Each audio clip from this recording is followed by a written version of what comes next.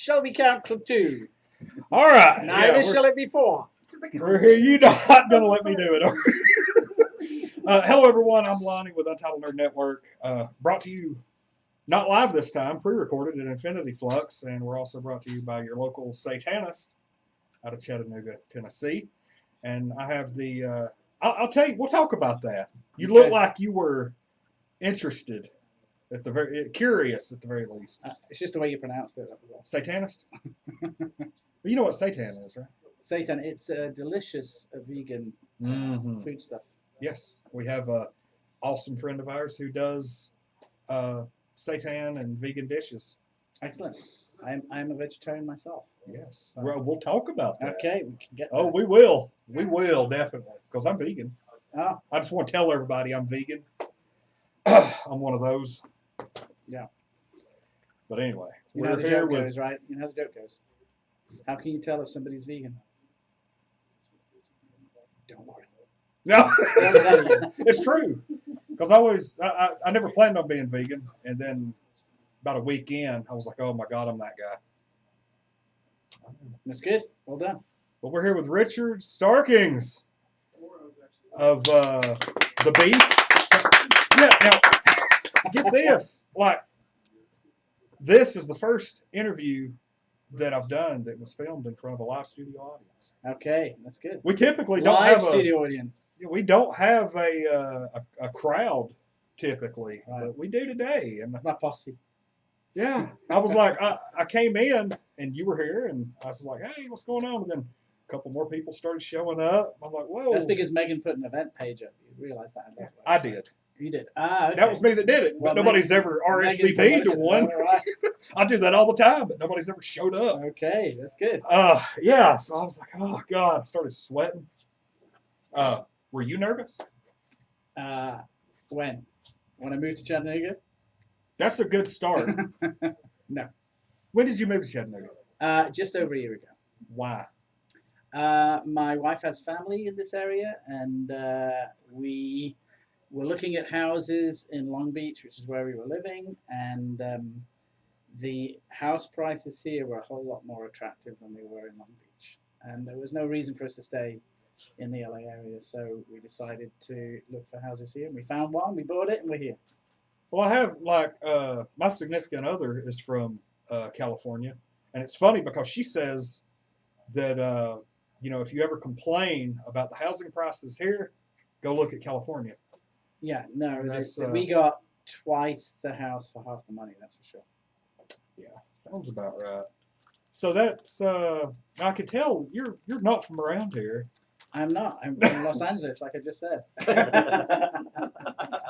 Oh, you mean originally? Yes. Where is your originally place of origin? Actually, I was born near Liverpool. We were just talking about Liverpool, but I grew up in Yorkshire, in West Yorkshire, home of the greatest Comic Con in the world, Thought Bubble. It wasn't there when I was growing up, but it gives me a good excuse to go back to Leeds every year. Okay, so that is something you do annually. I do. Okay. Yeah. What kind of stuff do they do there? Well, the great thing about Thought Bubble is that it's completely artist-centric.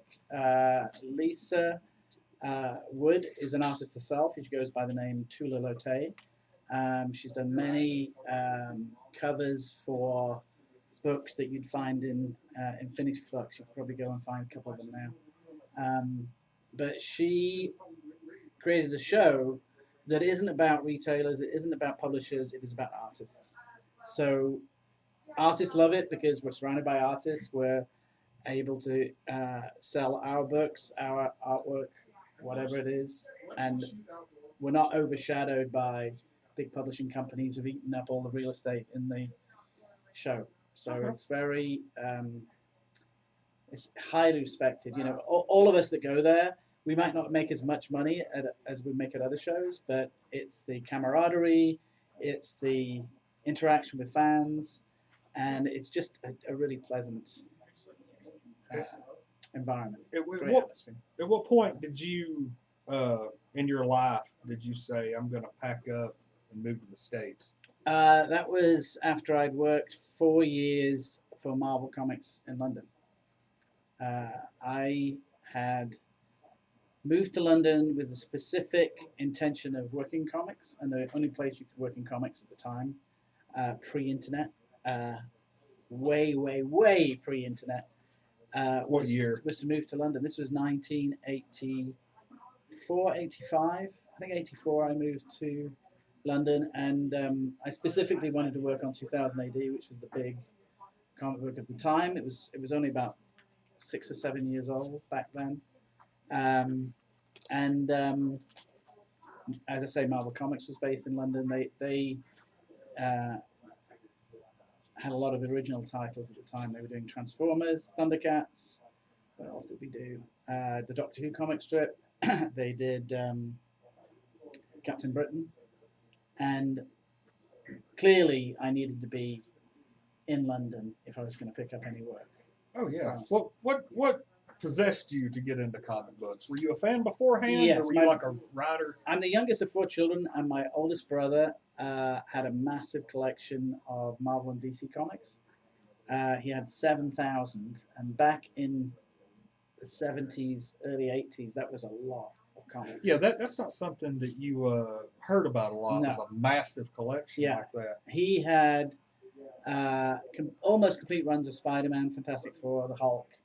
And you know, the funny thing is that he had a room not unlike this one, but it was floor to ceiling with shelves, and all the Marvel comics were on the lower shelves, and all the DC comics were on the higher shelves. So I couldn't reach the DC comics. So I ended up a Marvel fan by default. If he'd put the DC comics on the lower shelves, I would probably become a DC fan. So But his thinking at the time was they were more valuable. DC comics were more valuable because they were older. Because Superman and Batman went way back into the 50s, right? But the newer comics, and I remember Amazing Spider-Man 109 was current when I started reading comics. That was the most recent. I think it was 109. There was a picture of Spider-Man's mask pinned to a notice board in the Bugle, and I distinctly remember that image as being the first one. Was like, my brother said, "Don't touch that." That's new. I haven't read it yet, or something like that. It had to have been probably 1970-ish. This is mid 70s, I'm sure. I'm not sure if it was. It may have been just before the Marvel UK reprints came out. They started coming out in 72, 73. Mighty World of Marvel, and then Spider-Man Comics Weekly came out a year later.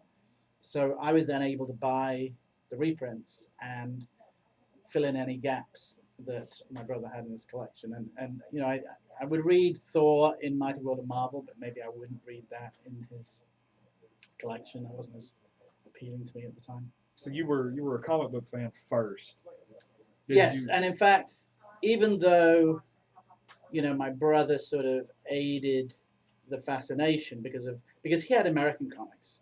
And if you had American comics, that was different. British comics are weekly comics. I've been reading them since I can remember. I can't even remember the name of the first comic I read. I'm trying to remember. But there were a lot of comics with adaptations of TV shows, 2-page strips. My favorite was one called Countdown, which became TV Action, and in that you would get UFO, Thunderbirds, Doctor Who, and later Mission Impossible, Canon, all these old American TV shows in comic book strip form. 2 pages a week, full color, beautiful artwork. Artists like Frank Bellamy, Frank Langford, an artist called Harry North, who later worked on Mad Magazine in the USA, and just incredibly beautiful work. And I wasn't aware at the time how high quality the art was back then. And American comics to most British comics fans seemed cruder. You know, sort of the raw Jack Kirby energy. Yeah. Was he probably wouldn't have got work on British comics because Frank Bellamy and Frank Hampson, who did Dan Dare, had a very illustrative style. And that started to break down a little bit in the 70s as American comics started to influence British comics. But we also had the European influence, Mobius, Drie, and all those artists that worked on Metal Hill On.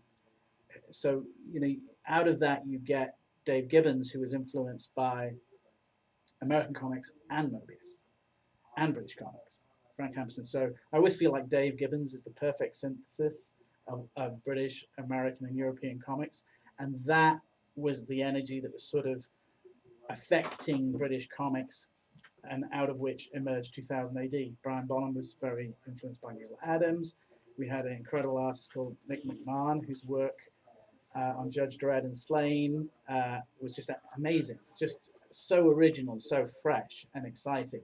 So 2000 AD was for us what Stan Lee, Jack Kirby, Steve Ditko were for Americans.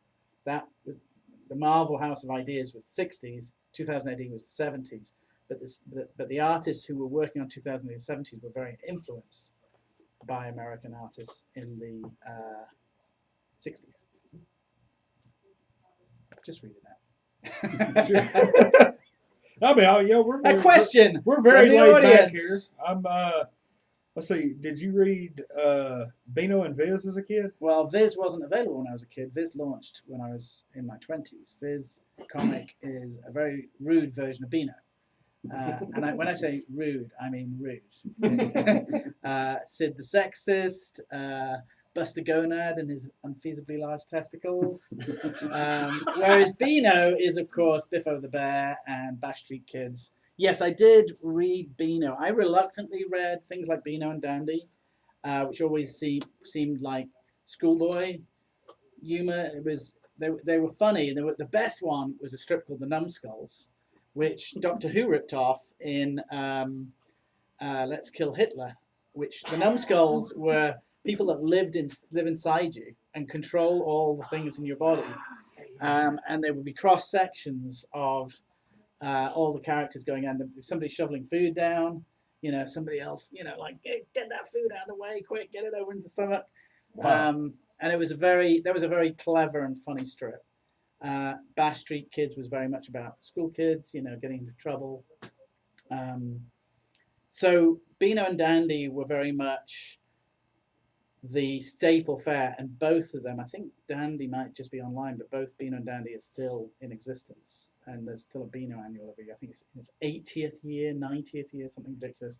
Viz came out in the 20s and was a phenomenon. It sold, it was the biggest selling comic in the mid to late 80s. It was selling 1 million on street corners.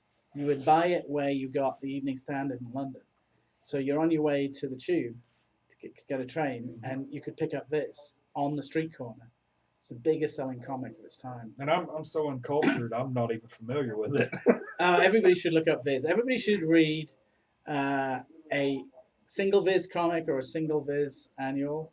You just won't believe how funny and how rude it is. And it was by a bunch of guys from Sunderland, which is just the north of England before you get to Scotland. And they were funny people who, they made very funny comics. I'm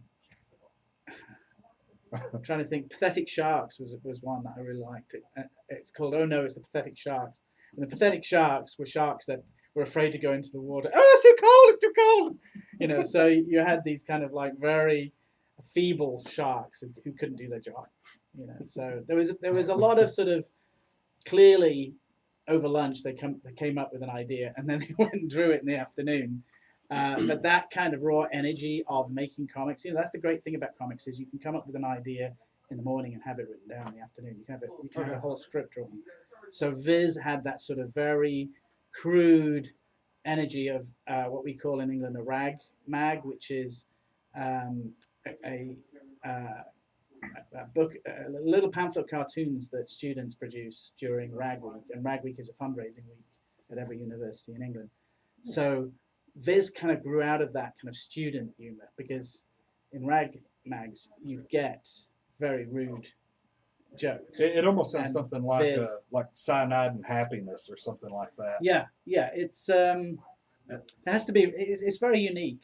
And you have to have something of an understanding of what it's satirizing, which is Beano and Dandy. Okay. And I can't remember the Beano or Viz, but some of them would have sort of superhero comics. There was a Leopard of Lime Street. There was Cat Boy. I can't remember if it's Cat Boy or Catman. And they were sort of nods to superheroes. Leopard of Lime Street was basically just ripped off Spider-Man, except he was a school kid in a high school, not in a you know, very much Peter Parker trapped at high school. And they were very crude stories. They didn't really have the rogues gallery that Spider-Man has. It was very much the school bully or the headmaster, or you know. Another we got. What's your connection to Doctor Who comics? Well, Doctor Who comics have loomed large in my life because, firstly, the reason I started buying comics was Countdown. Countdown had a Doctor Who strip right at the beginning, I would say, maybe a year after John Pertwee became Doctor Who. John Pertwee's the third Doctor. That's how long. Yeah, that was. Oh Lord. 1971. Yeah. 71.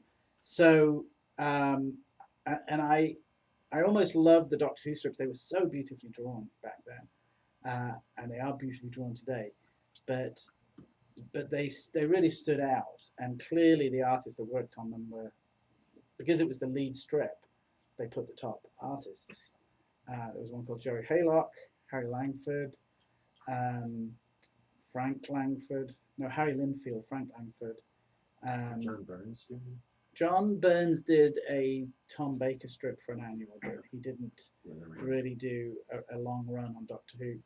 And then, of course, Dave Gibbons took over when Marvel did a Doctor Who comic, a dedicated Doctor Who comic. Countdown only lasted 2 years, and then the Doctor Who strip folded into another comic called TV Comic, which was like a Beano, but for TV shows. So Tom and Jerry, Benny Hill, believe it or not, was in TV Comic. And so the Doctor Who strip ran for years. It ran from the 60s all the way through the 70s, and then it got its own comic in the 80s. And I remember when I started lettering comics, I was like, well, I want to letter the Doctor Who strip. And I finally got to do that when Sixth Doctor. I was actually on staff when they started doing the Sixth Doctor, yeah. I don't need any prompts. Sorry, I was apologies. It's my interview. I was trying to clarify my question. Don't need to clarify. So I started working on the Doctor Who strip halfway through the Colin Baker run, and then I edited the Doctor Who strip on the Seventh Doctor run, and I wrote an Absalom Dark story. Absalom Dark is a popular character, so popular that he's even been featured in one still on New Doctor Who in Time Heist. There's a picture of a lot of criminals, and Absalom Dark's face comes up. Andy here is drawing Absalom Dark at my behest. But yeah, so the interesting thing was I used to do Doctor Who gag strips for fanzines. I did over 100 Doctor Who gag strips from the Fourth Doctor to the Sixth Doctor. And then when I wasn't drawing amateur strips for fanzines, I was lettering the comic strip, and then I was editing the comic strip. And in the last 4 or 5 years, Comicraft has actually lettered every single Doctor Who comic out there that Titan published. That's one thing, that's where we get to my familiarity with you, is I started collecting comics. My first ever comic book was Venom, Lethal Protector #1.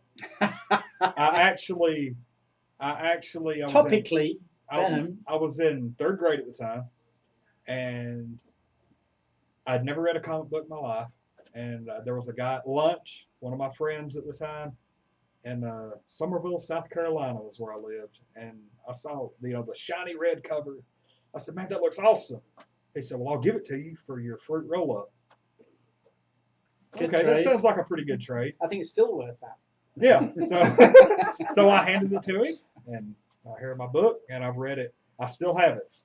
That same comic book. I have signed a lot of those. Oh Lord, yeah. I can't even. And those were back in the days when I was still doing pen lettering. I was actually using ink on board.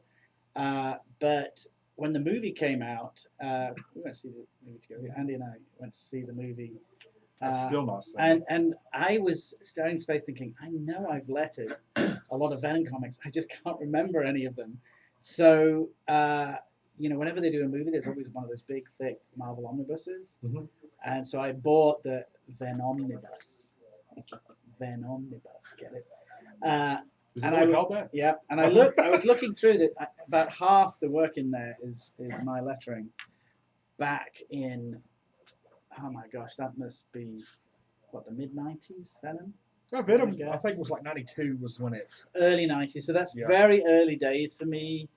That was just as I was starting to get into digital lettering,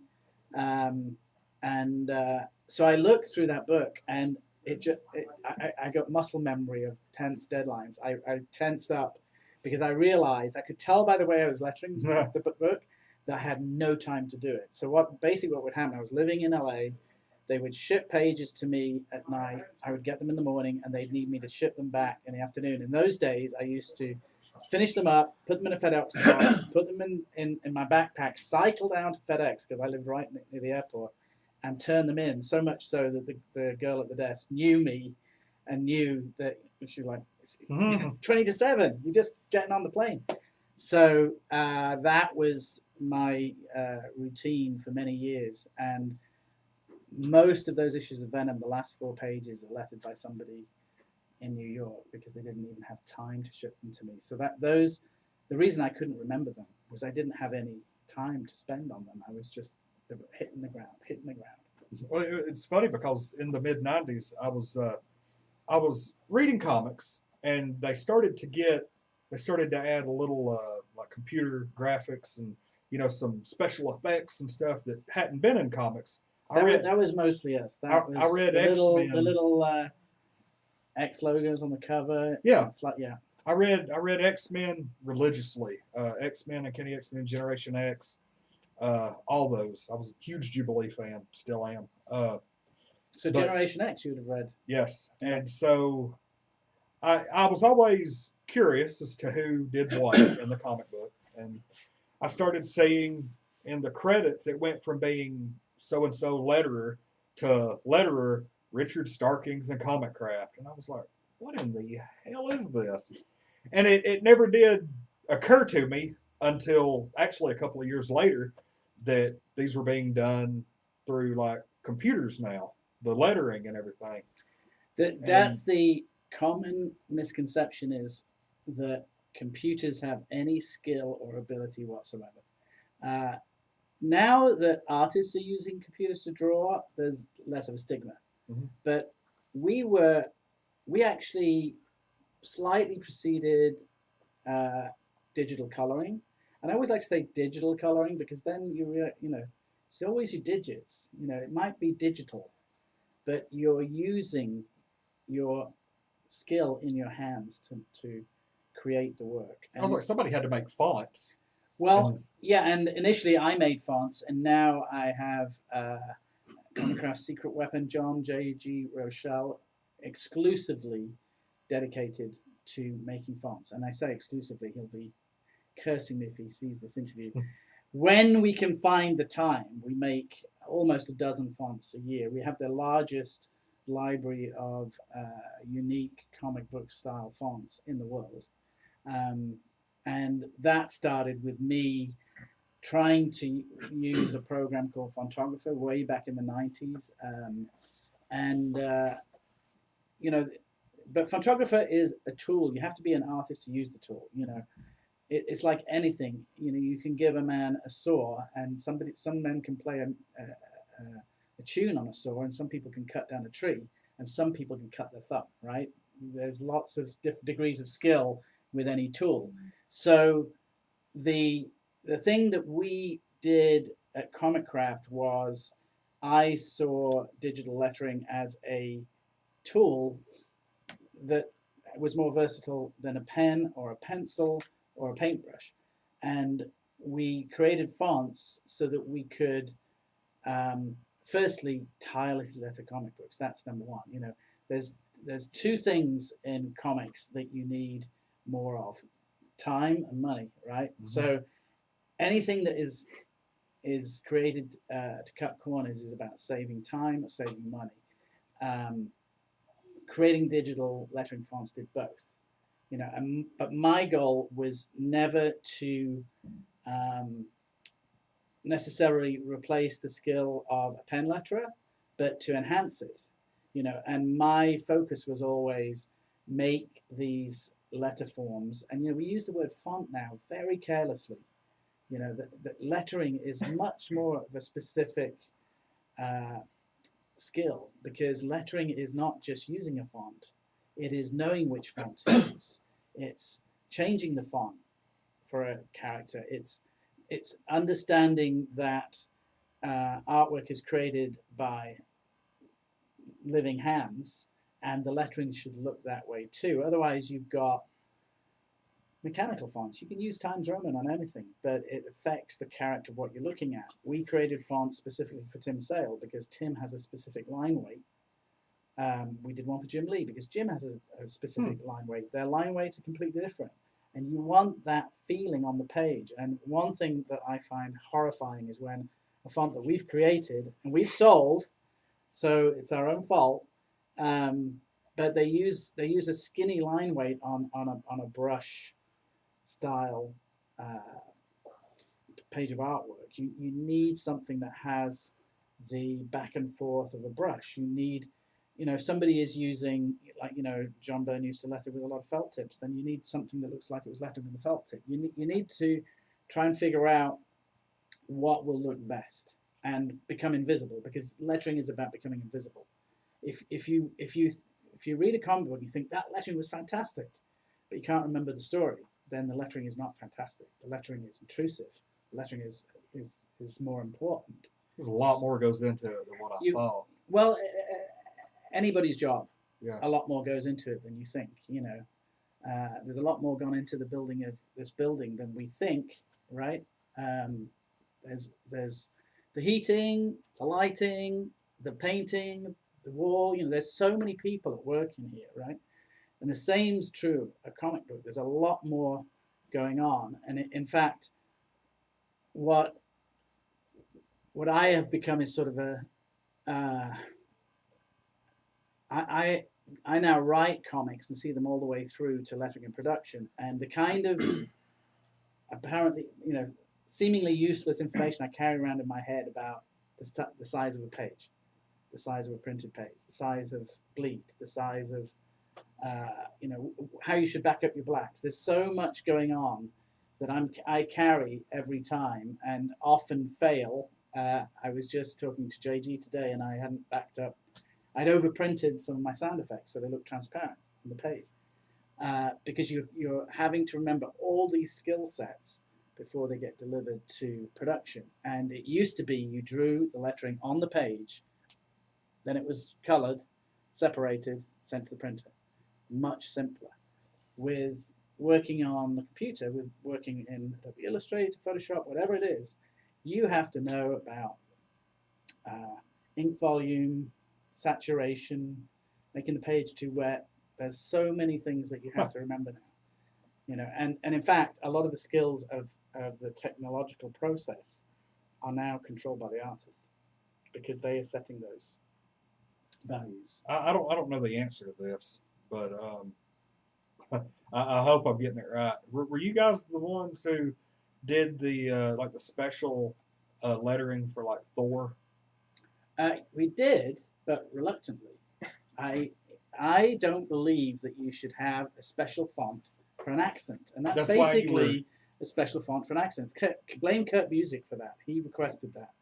And at the same time, Scott Lobdell wanted semi-transparent lettering for the Invisible Girl, flaming balloons for the Human Torch, and I drew the lines at stretched letter forms for Mr. Fantastic, because if you as a writer can't communicate what is being said in an accent or in a style of lettering. Deadpool has like yellow balloons with red gutters. What does that mean? What does it even mean? And what we did was we gave him a sort of crunchy font, which they've carried on that look, because I felt like, well, he's mutated. At least his voice can be harsh coming out. And we did a similar thing with Thing.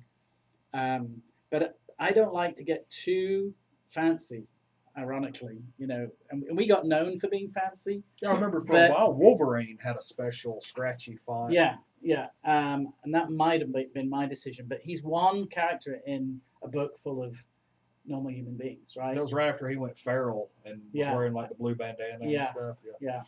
Yeah. But I do that kind of thing very hesitantly because if you're not careful, you end up with everybody speaks in different font. Now we all have different accents, we all have different ways of talking, but you know, you're not sitting there and giving me some kind of Times New Roman condensed, right? Yeah. You're not thinking that that's the way I'm talking. So I think lettering shouldn't be a barrier to reading. It shouldn't, you know, why is this way? Whose decision was it to do all lowercase in the Ultimates? Bill Jemas, who was the president of Marvel at the time, I think it was a bad decision. I never liked it. It made everything look the same. It's done a It's lot the opposite more now. extreme. Yeah, it's actually done less because when Bill Jemas left, I think Joe Quesada said, "Well, if you want uppercase lettering, have uppercase lettering. If you want lowercase, have lowercase." I think it looks more childlike. Yeah. You know, I felt like it actually slows you down because it has to be a bit bigger. One of the reasons you have uppercase lettering in comic books is so that it can be read because it used to not print that well. That's why you always had an exclamation mark. I didn't know that. And the reason you had an exclamation mark was because then you had something pointing at the period so that you knew that the period was there. So exclamation marks really used to be, look, it's the end of the sentence. So I'm actually learning stuff here. Does that mean can we call this an educational? No, you can't write it off. Todd Klein Sandman. What do we? You were just mentioning the different letter forms, and I was curious what your thoughts were about Todd Klein. I think Todd is an exceptionally skilled lettering artist. I think that he was the perfect choice for Sandman. I wouldn't have enjoyed lettering Sandman, not because there were lots of different styles, but it's been a good experience for me. You know, Todd is very attracted to slightly more cerebral comic books. I'm attracted to more visceral, you know, and I think, you know, if the Marvel and DC books hadn't been arranged that way on the shelves, I would probably have climbed up for the Marvel books because Marvel, to me, is more emotional, more adrenalized. You know, it is about the Thing versus the Hulk. And the Thing versus the Hulk and Superman versus Batman are two very different things. Yeah. Right? One is testosterone, one is intellect. Right? You know, Batman and Superman are both intellectual. The Thing and the Hulk, not so much. So your feelings about the different letter forms was more related to the content that you were lettering itself versus maybe. I don't think you make those decisions consciously. I think, you know, you get attracted to certain projects. You know, I wouldn't have chosen Venom, but I didn't have any other work at the time, right? But I definitely chose The Killing Joke because somebody asked me what my dream project was as a lettering artist. I said, well, script by Alan Moore, artwork by Brian Bolland, but that'll never happen, you know, because this was before it happened. Yeah. And when it happened and I found myself sitting next to Brian Bolland, I was like, well, here goes nothing. But it didn't matter to me that it was Batman. It mattered to me that it was Alan Moore and Brian Bolland. And originally they were talking about doing Judge Dredd Batman, and I would have lucked out because Tom Frame has to letter Judge Dredd.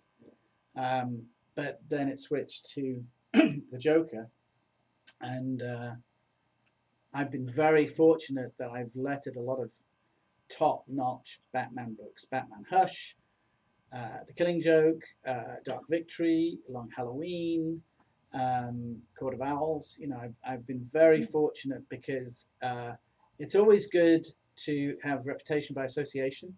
So if you've worked on top-selling books, it keeps your name out there a lot longer. Yeah. You know, Venom didn't keep my name out very long. But you know, I think it wasn't until I was a lot older that I realized that what really attracted me about Marvel was the sort of pseudoscience aspect to it, the sort of science fiction element of Fantastic Four, Spider-Man, even the Hulk is, you know, they're sort of science fiction origins whereas Batman is more of a crime story origin. Superman is sort of I would say it's science fiction, but it's also fantasy, and it's very much the beginning of superhero fantasy. So sometimes you don't know what you like until you've done it for so many years. It must be what you like, right? So when I started doing my own comic book, which was always my intention, was to have a creator-owned title, and I knew I didn't want to do what a lot of my friends were doing, which was writing all the Marvel and DC books, because I just feel like that's pouring your ideas down somebody else's fountain, But when I came up with Elephant Men, I realized, it's a bit like Fantastic Four. It's a bit like this. It's a bit like that. It's big guys. But it's intellectual big guys. So we'll actually talk about that here in a second. This is a really good question. How many fonts do you have at your disposal? Ones that we've created it must be close to 500 by now. It's somewhere up there. And I created a lot of them. JG created 80% of them, I'm sure now. He that's his focus. So, we did The Beef. My friend Shaky Kane, he's a British artist, and you can't really letter Shaky Kane in anything other than Shaky Kane's writing, because he's got a shaky line. So we created the Shaky Kane font. And that's something I love about the whole process of making comics is this is a comic that, I sketched this logo on a piece of paper. JG rendered it. And, that's the beauty of comics is you start with a piece of paper, and that all these ideas fold out of that. And this is a great example. The Beef is like a perverse Marvel comic, so it's got a lot of the things I loved about Marvel comics, big guy punching people around, but it's also about the beef industry and the dairy industry, but it's also bright colors and just exaggerated situations. And the way Shake and I work is I always in a sketchbook in a moleskin thumbnail the page, so that because it's funny the way I work, I don't work like a regular writer because I'm used to lettering pages that are already drawn, and as an editor I would be working with pages that are already drawn, and I'd if I'm rewriting, then everything's there for me. So I actually like to have the comic finished before I've even started, because then you can see where the lettering is going to go. You've got the rhythm of the strip. So that's the way I work, is to thumbnail. I thumbnail every single issue of The Beef just in my crude little, chicken scratchings. Speaking of The Beef, this is I really like this story. This is the one work of yours that I have read from start to finish. What made you go to Image? Well, I didn't go to Image. I was already at Image, so now you need the Elephant Man backstory. Yep, exactly. So I did 90 issues of the Elephant Man at Image. Total disclaimer: I have no knowledge of this. Nobody cares what you're doing. So I had self-published a book called Hip Flask, which is one of the characters who's in Elephant Man, and I was basically using the money from selling fonts, which we do online, www.comicbookfonts.com, and using that money to create a comic book of my own so that I could own it, because everybody I'd ever met in comics had been screwed over and didn't have the rights to their characters. John Wagner, who created Judge Dredd, was sort of the loudest voice that I heard back in the 80s, and he would always say to me, don't give them your ideas, make sure you own what you created. And later he got a piece of Judge Dredd, so his story worked out pretty well. But I didn't want to be that guy. And, I would read the interviews in the Comics Journal, and I didn't want to be the guy that got screwed over. So, because why do that if if you're listening to people's stories and they're saying, don't do what I did, then, you know, So that's you've only got yourself to blame if you end up thrown aside, because Marvel and DC and the bigger publishers, there's always somebody behind you wanting your job. And that was the case when I was doing lettering. I knew that once we did digital comic book lettering, other people would work out how to do it. They'd do it cheaper. They would be more available. They'd be in New York or whatever it was. So I'm always looking for the next corner to run round, and so that you can get out of sight before they can catch up with you. So I self-published Hip Flask. I published a bunch of books. One of them is on sale here, Strange Embrace, by my friend Dave Hine.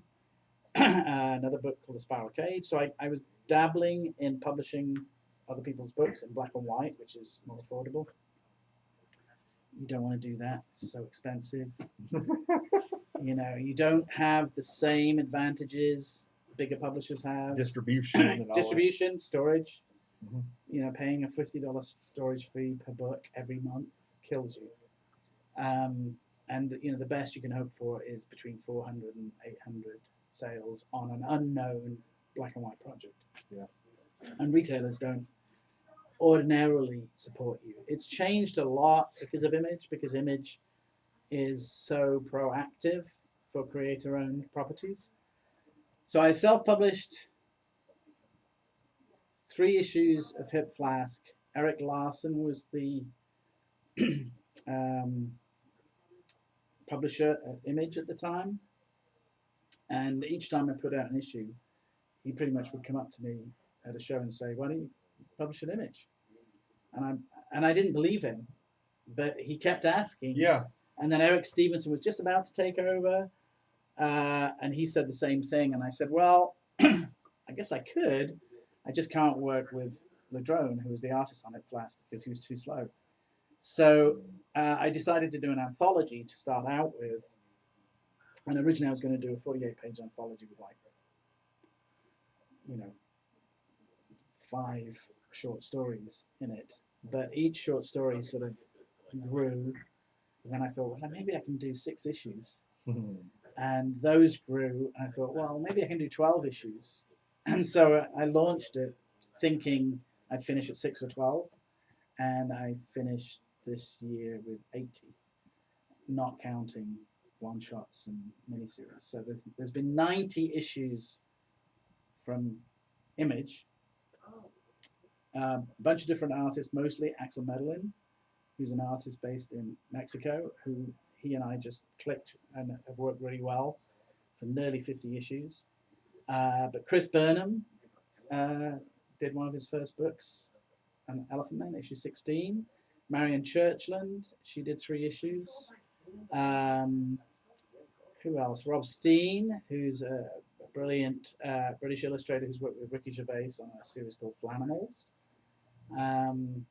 Chris Pacello did an issue called Captain Stoneheart and the Truth Fairy. And, I've just had a great time working with different artists, one of whom was Shaky Kane, who did 3 individual issues over like a 5-year period. Every so often I'd say, "Do you want to do another one?" And he would say, "Yeah, great."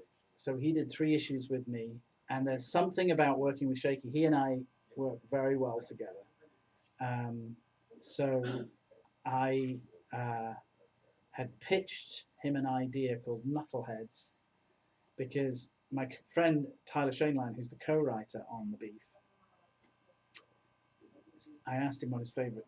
Everybody was at dinner in New York talking about their favorite characters, and somebody was saying Spider-Man, somebody was saying Batman, and he called me up and said, "Who's your favorite character? We're doing a poll." And I said, I think I said Silver Surfer, and I said, "Who's yours?" He said, "Well, I got 5: the Goon, Hellboy, the Thing, the Beast, Hulk." And I said, "They're all the same.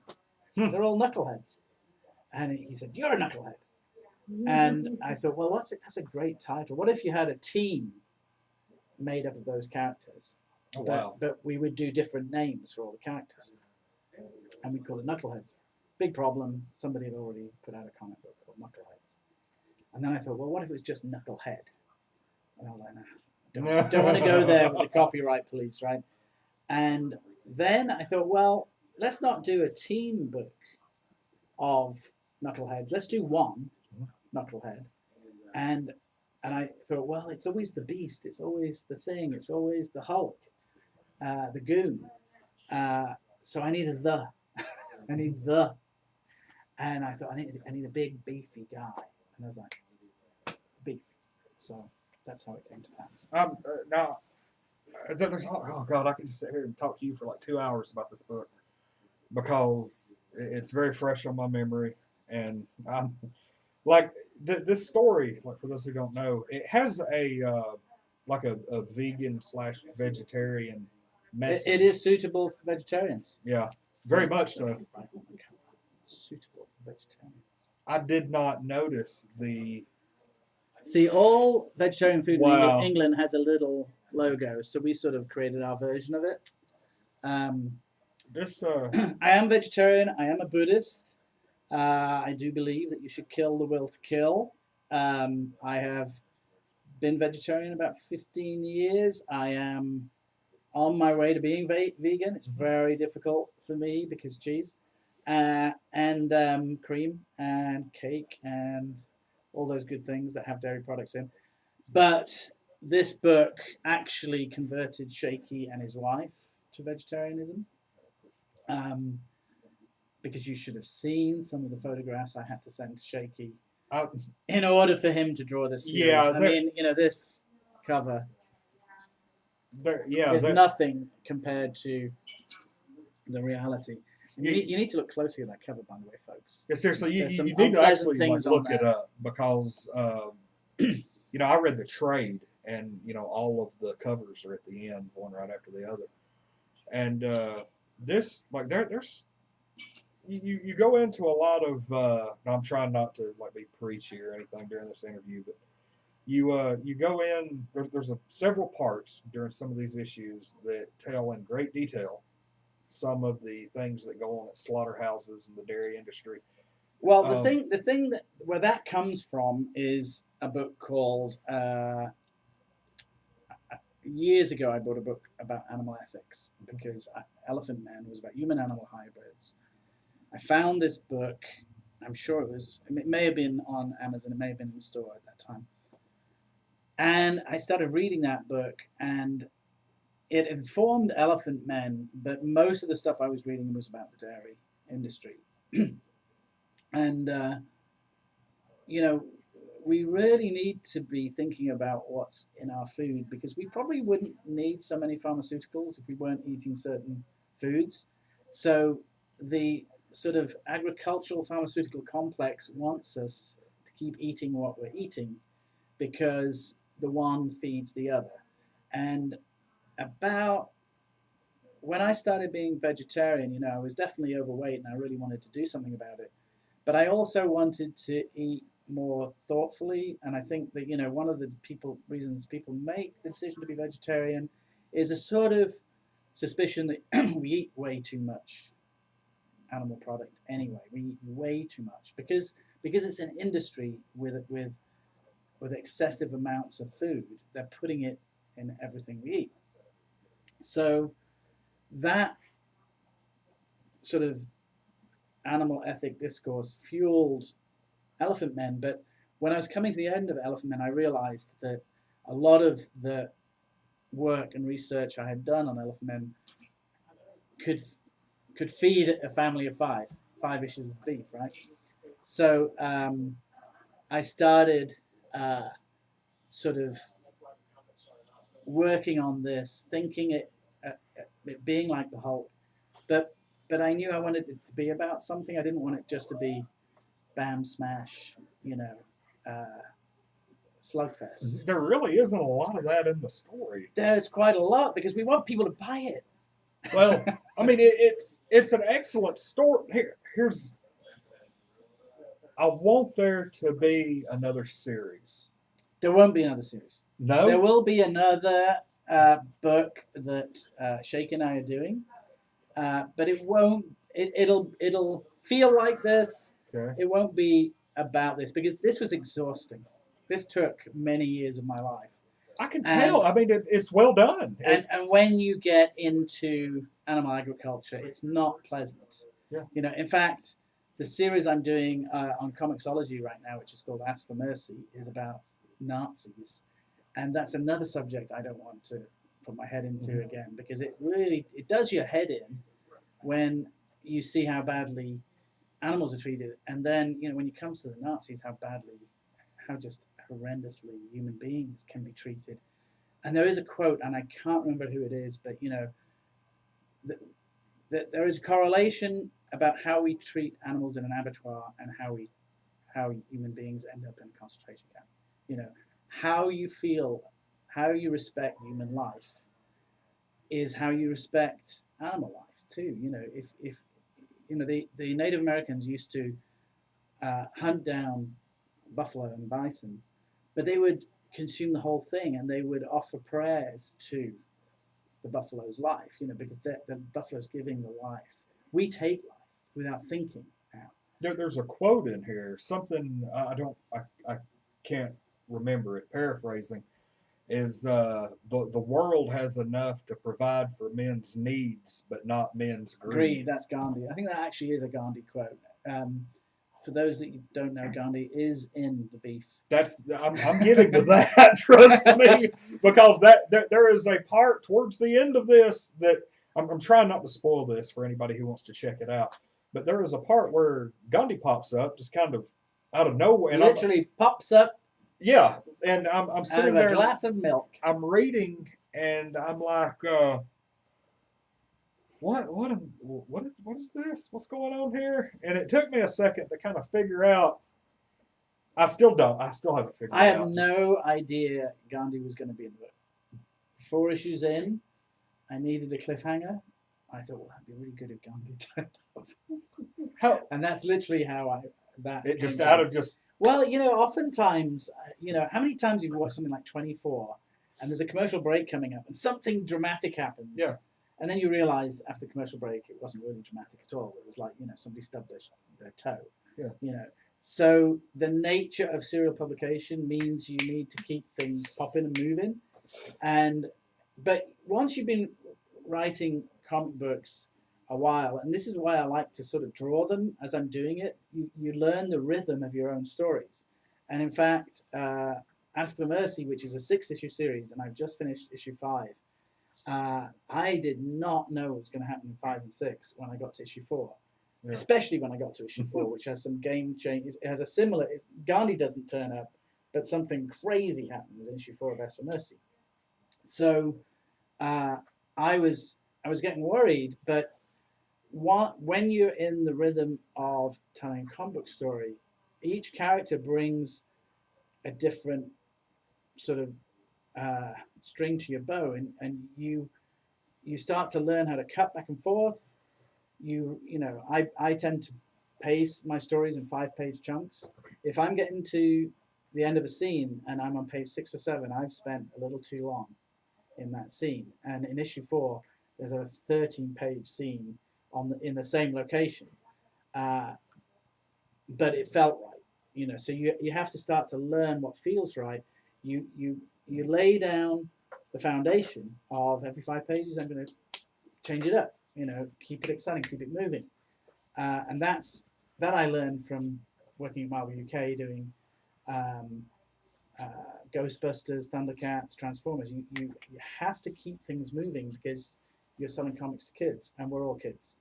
We all want, even when you're watching some intellectual art house movie, you need something to pull you forward and keep you awake, right? So the way I wrote Beef and the way I've written Ask for Mercy is very much, let me throw that ball up in the air and high enough that it's not going to come down till I'm ready to catch it.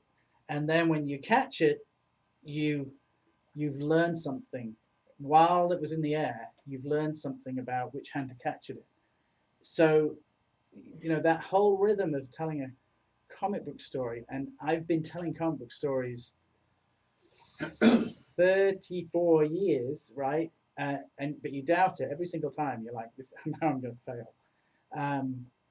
So the fact that the Beef came to a satisfying end was as much a surprise to me as to anyone. But I worked really hard. And one of the things that I know to do, I read every book I could about the dairy industry until I was sick of it. Oh yeah, there's a lot of info. I watched every YouTube documentary, and God bless YouTube. There's so much stuff you can watch on YouTube now. And I've just watched Hitler's Circle of Evil on Netflix, fantastic series. I have watched every movie about the Holocaust, every movie about Himmler, Hitler, you name it. And then you write. You soak yourself in. And I try to soak myself in the non-fiction. If you soak yourself in fiction, you might unconsciously steal. You may hit upon something that you thought of, but it was somebody else's idea. But if you're watching non-fiction, then when you sit down to write or draw, that's what comes out, is you're tapping into how you imaginatively interpret your source material. But you have to, comics is work. You have to study. Hey, I mean, you can tell there's a lot of nonfiction in this. Yeah. And I mean, you can like look at the, that looks like it came straight out of like an early '60s, Hulk or Avengers. Well, what comic. my rule on the covers was there should be an object in the world of the beef. So you've got the can, you've got the calendar, you've got the carton, you've got the comic, and you've got ultimately the trays of meat.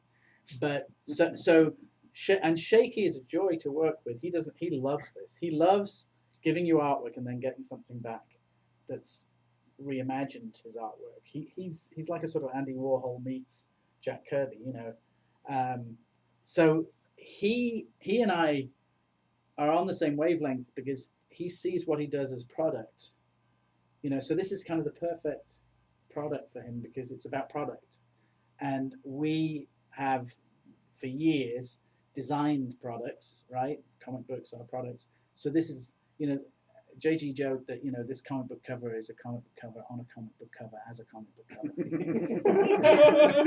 The Mobius loop of comics. Yes, yeah, but the thing is, you get it. The other thing that I learned was I wanted everything clean, like in a meat factory, so they're all white covers, and everything new. JG, who works with me, loves to age things. Designers love to make things look old. They love to put a crease over something and tarnish it, make it look old.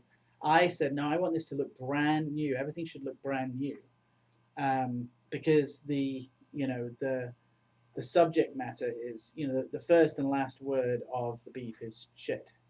The very first word is shit, the last word is shit, and there's a lot of references to that. In fact, this may be the first Image comic cover has the word shit on the cover. You have to find it there. So, but it is there. It's hidden in plain sight, because there's so much excrement as part of the process of making your beef burger that you're going to eat tonight, Andy. Maybe not. I'll go get a salad. I was because there's actually an image somewhere. I think it may be issue 4. Somewhere like towards the middle of the story, that if you ever want to like really make somebody disturbed about the dairy industry, show them the picture of the woman with like the udders. Oh, right, which is I was like, actually, holy we crap. referenced a photograph that's in a book called The Cow by an incredible, strange female poet whose name I've forgotten, but she is credited on that page. And I also recommend you go and look at Erin Janus's YouTube videos. One is called Dairy is Scary. That will lead you to a whole bunch of other ones. She does really fast edited videos. She's vegan. It's about the dairy industry. It's about the meat industry. It's about chickens. And there's way more disturbing stuff. Yeah, I've seen some stuff that's been really popular in the circles that I run in. But maybe nothing as disturbing as Gandhi with his hand up a cow. That was interesting. And to anybody who loves Gandhi, I love Gandhi too, and I apologize. No, I did feel bad about it, actually. I did. I mean, it is like the story is messed up, but it's funny. There's a really the world good is messed up. The thing is, that is a disturbing image, but that's not what should be the disturbing image. That's the point I'm trying to make there, is that do you realize what you accept as normal in what you eat and how it's processed and how the animal is treated? I think I think there's a line in it that, if we all had to, if everyone went inside a slaughterhouse, the whole world would be vegetarian. It was if slaughterhouses had glass walls. There you go. Yeah. And of course, you're not allowed to film in a slaughterhouse. Any I didn't know that. video that comes out of there is either completely, authorized by the meat industry, or it's undercover photography by PETA or animal rights organizations. Interesting. I did not know that. There's a reason for that. They don't want you to see. There's a reason we call it beef, not cow. Yeah. There's a reason we call it mutton. There's a reason we call it, anything that it's not, because you don't think about what it is. Yeah, I was like, normally, like I don't typically get into like, the political game or the, causes like vegan or whatever, but hey, it's my opinion, so that's my channel. But yeah, I mean, it's a really great story, and it's one of those that if you've got somebody that you're kind of working with. Yeah, like I say, actually, Jane Kane, Shakey's wife, she had a triple bypass operation. She's only in her late 40s, but when she recovered, she was like, oh, I'm not going to eat meat anymore because red meat will give you heart disease. It will give you a heart attack. So I haven't eaten red meat in way over 20 years. But, the thing that I recommend is moderation and thoughtfulness about what you eat. This is an entertainment, and it was very entertaining to produce, and it got a lot of great reactions. It also got a lot of negative reactions because people don't want to hear it. They don't want to hear. And I got, accused of being preachy, but I'd rather something, one of my favorite TV shows this year was The Handmaid's Tale. That's pretty preachy. That's pretty heavy-handed science fiction, but it's very effective, and it makes you think about things that you maybe can't articulate, about how women are regarded in society, how power tends to be patriarchal, especially in this country. Interesting that you say that, because one of my favorite new properties over the last 5 years just came out last month. I don't know if you've heard of Man Eaters. No. Basically it's about cannibals? Kinda, but it's a world where the toxoplasmosis, or the stuff that's in cat droppings, has mutated and made it to where when women hit puberty, they develop into, like, only during their periods they turn into giant panthers and tigers, like wild animals, and kill people. That's not allegorical at all. And they do that, and then the government has put drugs and stuff into the water to suppress, I guess, women being fertile and stuff, and until I guess they do it artificially or whatever, and occasionally want to slip through the cracks and become a giant cat, kill her family, when she hits puberty or whatever, and that story, in my opinion, is one of the best ones that's been released in the last half decade, and I've been singing its praises online, and I have gotten so much blowback by people who don't read the book, but says it's here's horrible. The thing to remember, though. We do want to be entertained. That's why there are big monsters hitting people and throwing cows around in this comic. Yeah. If all I wanted to do was say a message, then messages are available everywhere. How many of us walk past warnings with lots of instructions on a door, right? But if it was a cartoon, we might stop and read it. That's why there are cartoons on every plane that you fly on in the world, because people will follow it more easily. Language problem, yes, but it's the pictures that make it important. We don't want to read instructions on how to put a belt together. We want to see a drawing of it. And that's a very natural desire. But we also want to be entertained. And there are a lot of dark stories out there right now, on TV especially. And I think it's a sign of the times. I think we're living in very dark times, and creative people are responding to that. Going to it, yeah. But you also have to seek out something fun, you know. And I really enjoyed Ryan Otley's Spider-Man, you know. That was because it's fun, you know. And sometimes we want something to be fun, and that can, you know, open us up to any not deep thinking, but you know, there's a lot of great messages about friendship and loyalty and bullying in the Marvel's Avengers films, right? You know, Captain America in the first movie says, "I just don't like bullies." You know, I think the scientist says, "You want to go and kill Nazis?" And he says, "I just don't like bullies."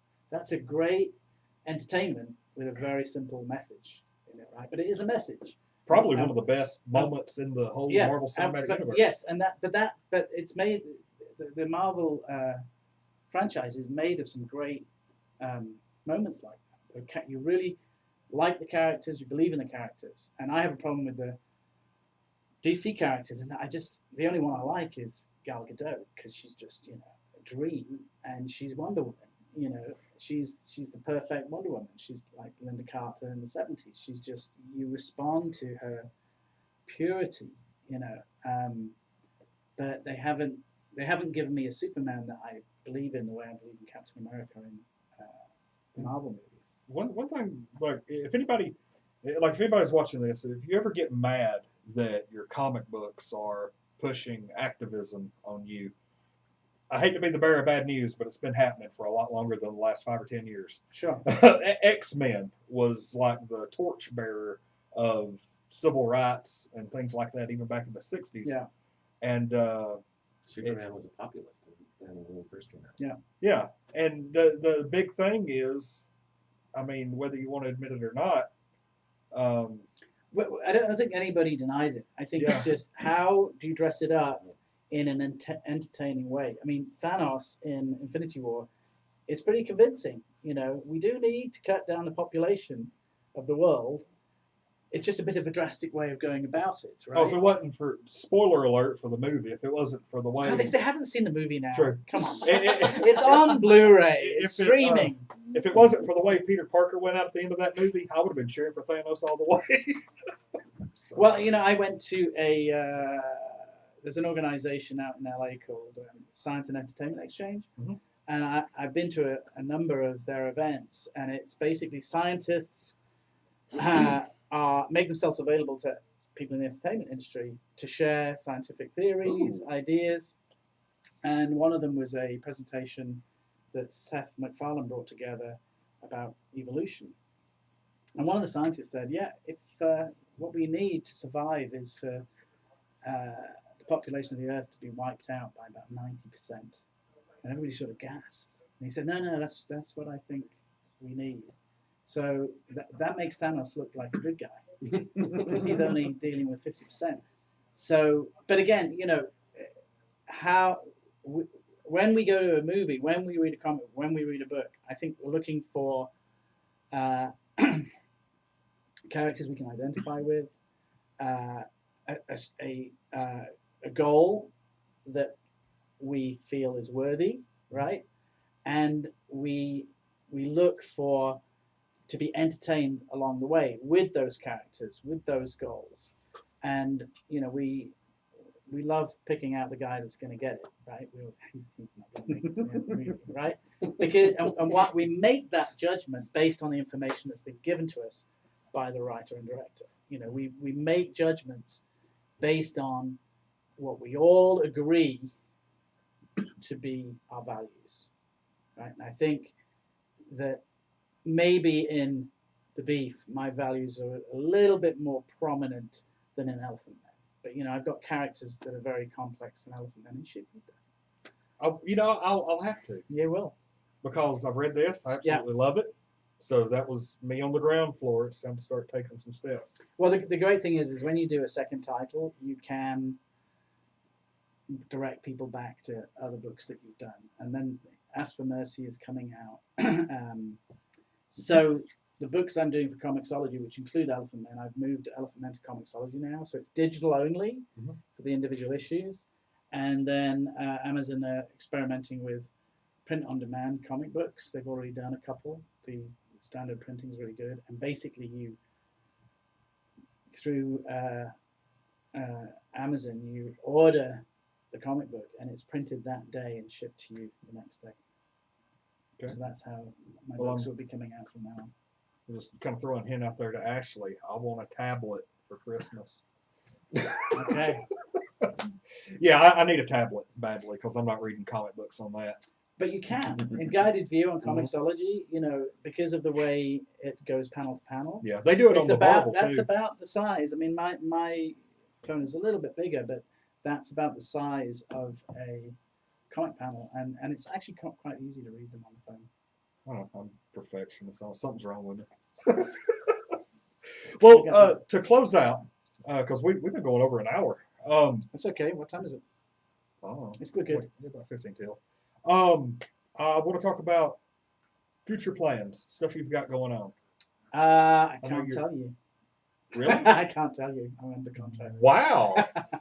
Okay. Yeah.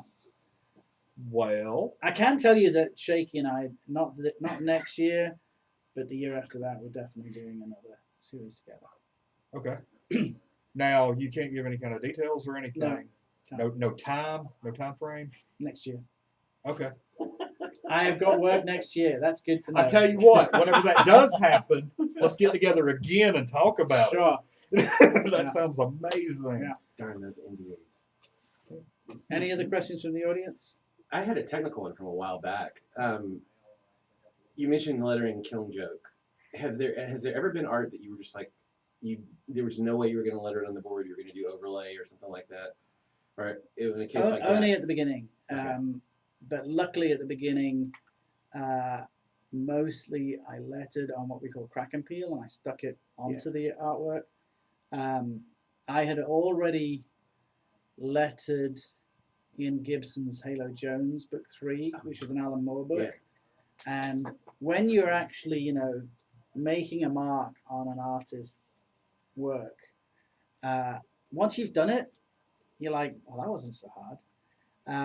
It was nerve-wracking with Brian because I saw over half the book completely penciled, meaning I covered stuff up. And there was a beautiful merry-go-round in the beginning that I covered up, and Brian was like, I was like, hey, I didn't write it. So he then had me letter over very basic breakdowns, wispy drawings.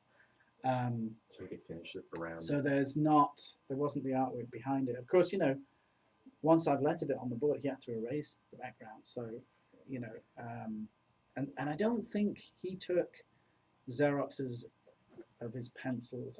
I can't remember.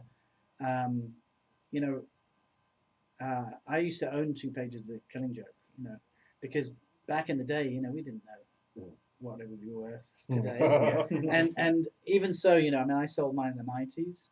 Brian had sold most of his by that point too. And when do you sell it? Do you sell it when it's worth 5,000, 10,000, 20,000, 50,000? When is the sweet spot? And the sweet spot will always be 5 years after you sold it. Always. Right? Mm-hmm. So, but you know, Brian was a very easy person to work with. And I used to go over to his house to pick up pages, and he'd put them on the floor. And these were pages of Batman the Killing Joke, and his cats would sit on them. And I would be like,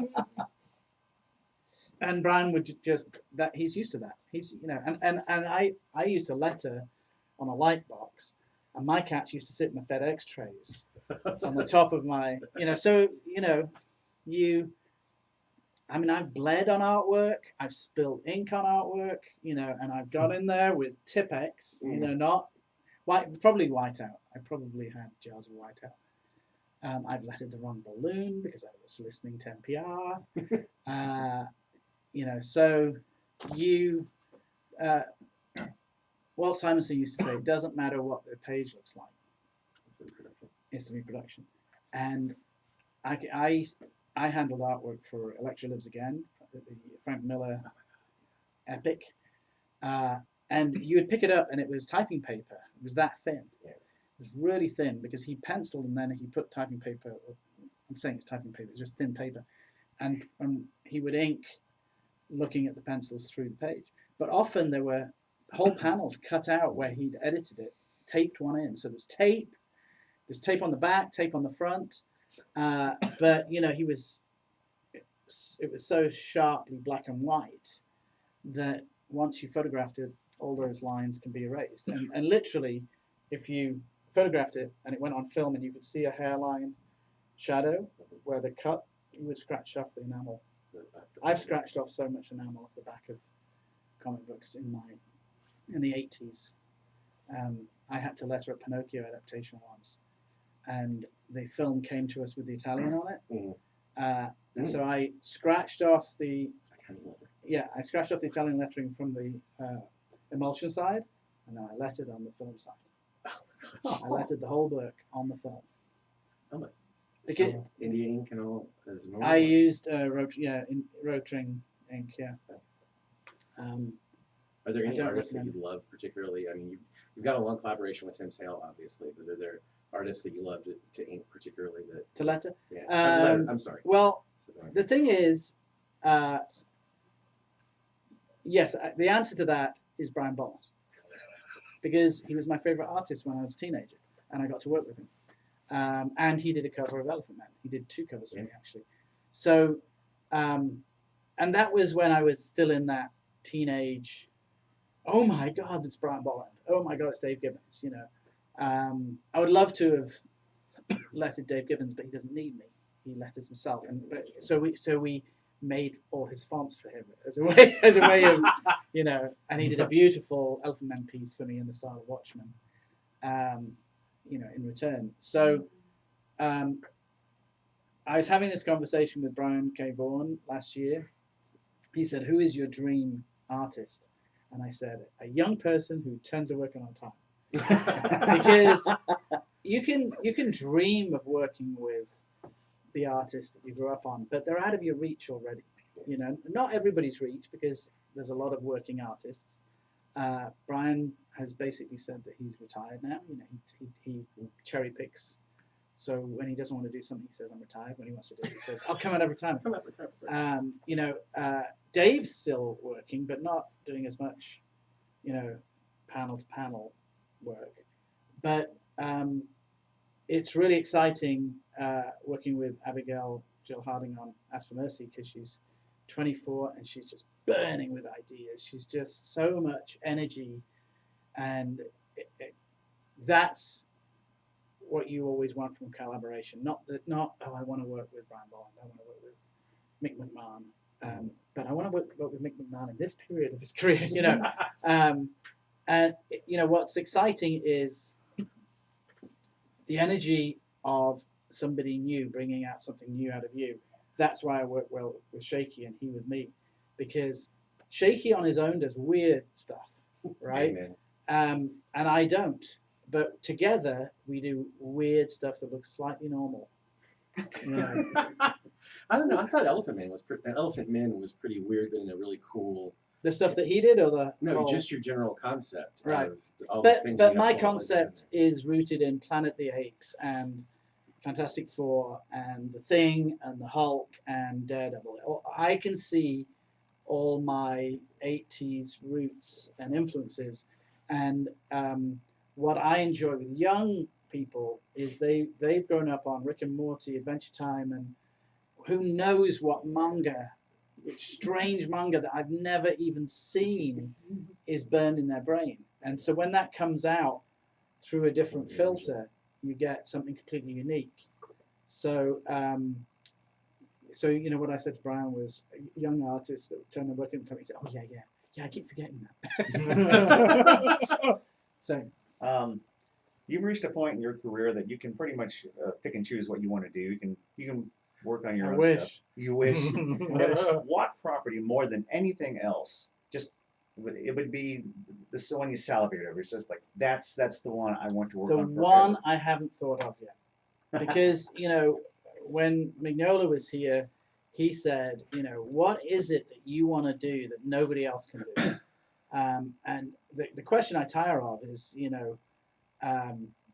what Marvel or DC book would you love to work on?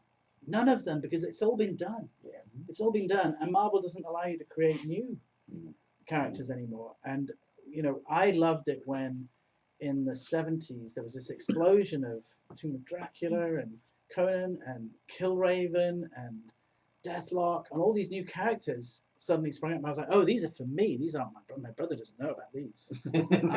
These are for me.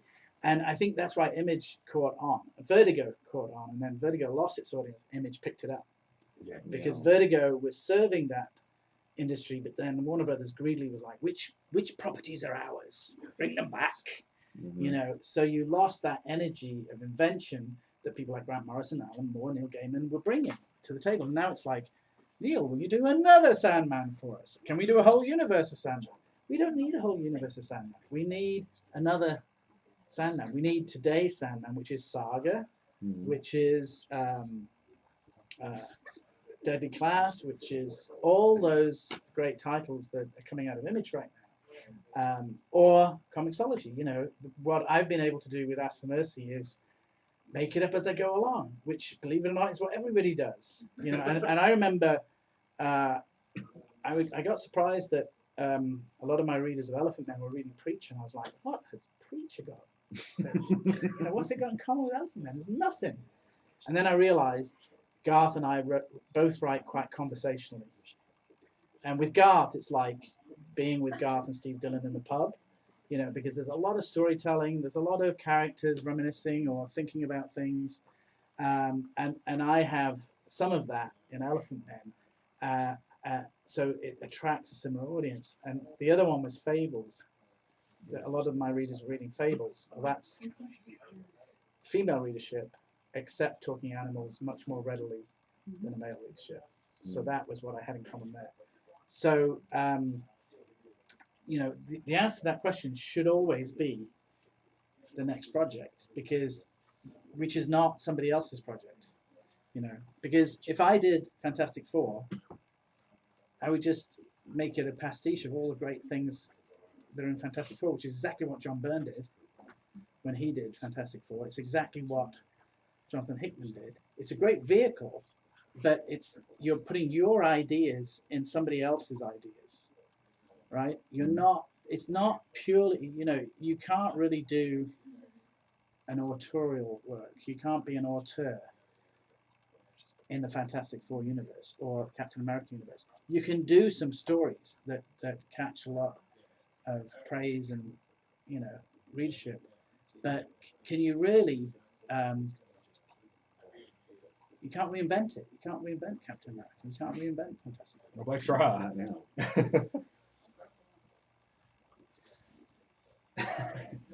I'm very important.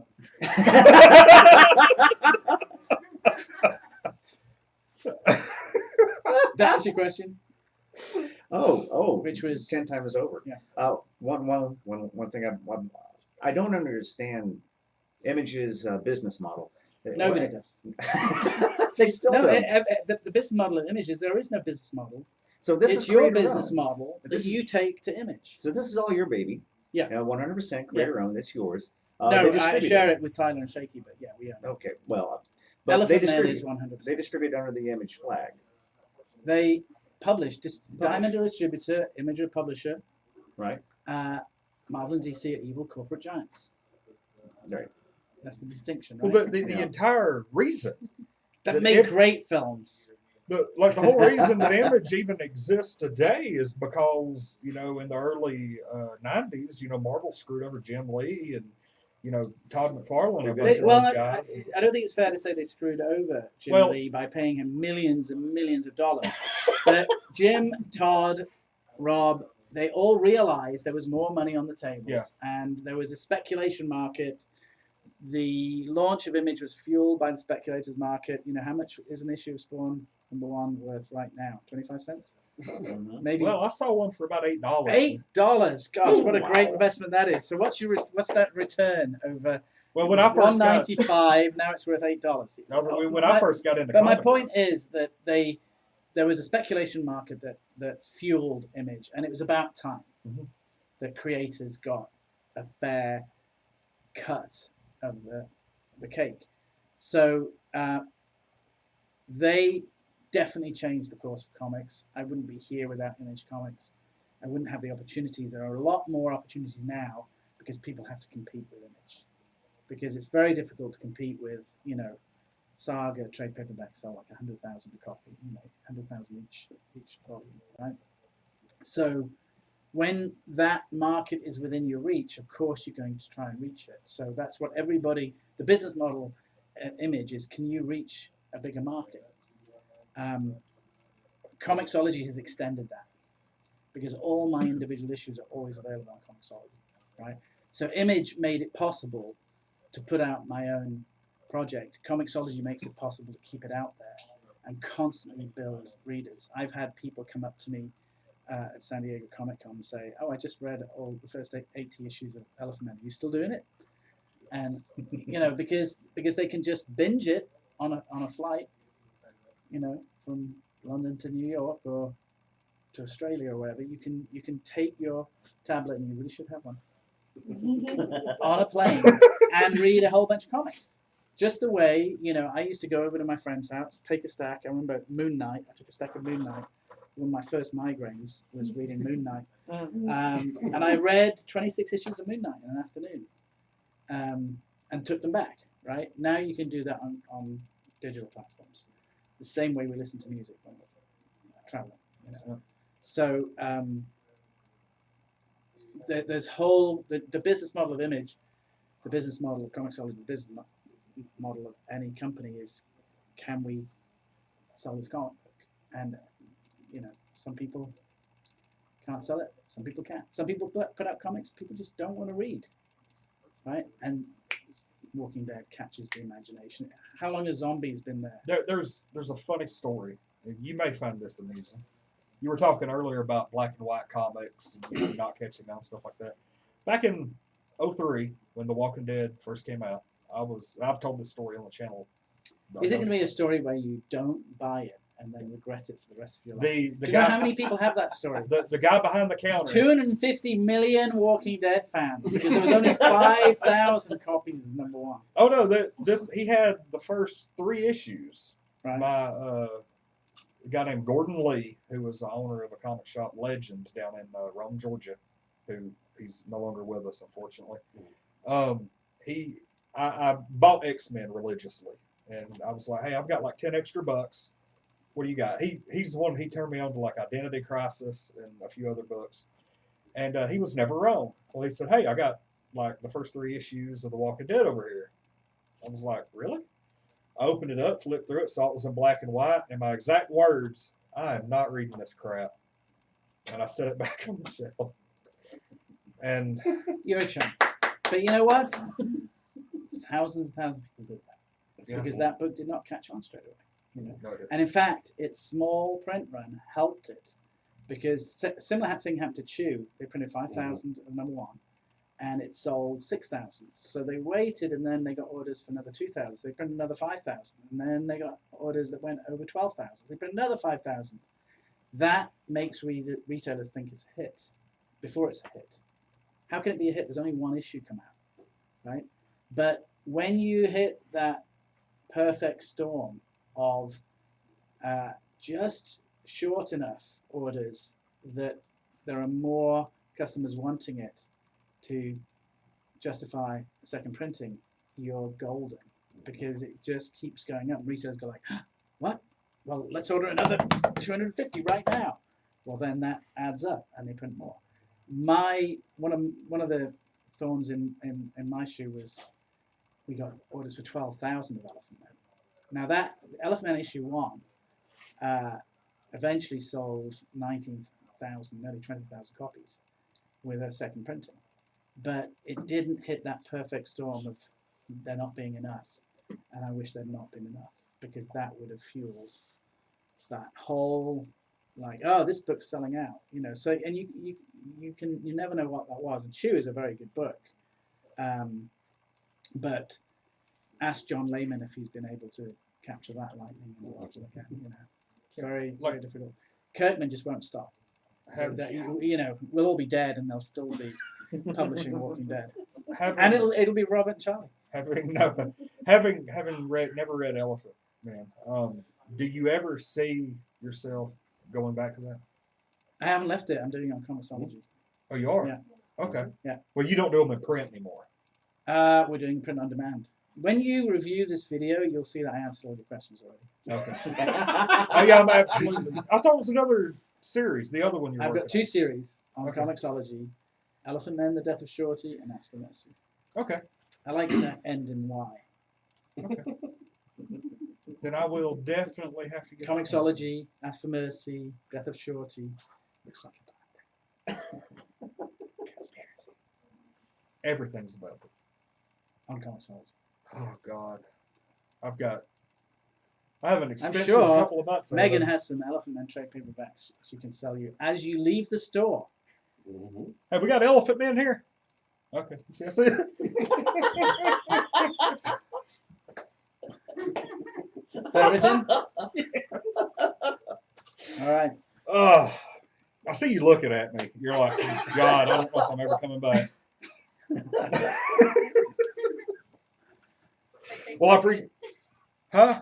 I ate some of Richard's cake. It was tasty. Oh, yeah, there's wedding cake for everybody before you leave. Is it Take a vegan? slice. Ooh. No. Okay. No, it's from Publix. I won't buy at Publix. But Well, thank you it's a for whole other coming story. on. It was fun for me.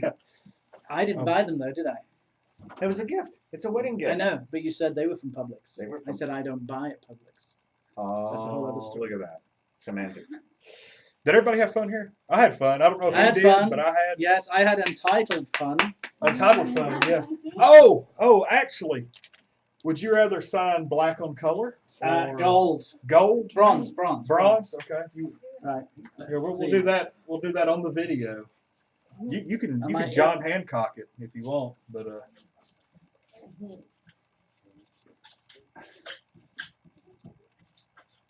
I love it. Such lovely handwriting. Yep. Thank you. It's like I do it for a living. If I'm not mistaken, the next signatures that's going to go on that will be the Crash Test Dummies in early December. Oh, really? Can you ask them to put I may. I'm just happy that you know who they are. One of the best XTC covers I've ever heard. Ballad of Peter Pumpkinhead. They did a good Oh, did they? on an That's a great song. XTC tribute album. They did a cover of it. All right, do we need to sign out? Or you just Oh, we're Tie out anyway. Again, thank you for coming on. It's been a blast. And anyway, I'm good Lonnie. to see you at home. Make a cup of tea now and invite me over. I'll bring some digestive biscuits. I'm Lonnie with Untitled Nerd Network, brought to you by Infinity Flux. And your I'm local- Richard with Comixology's Ask for Mercy, Elephant Man, The Death of Shorty. The beef is available at Infinity Flux. Just keep that in mind.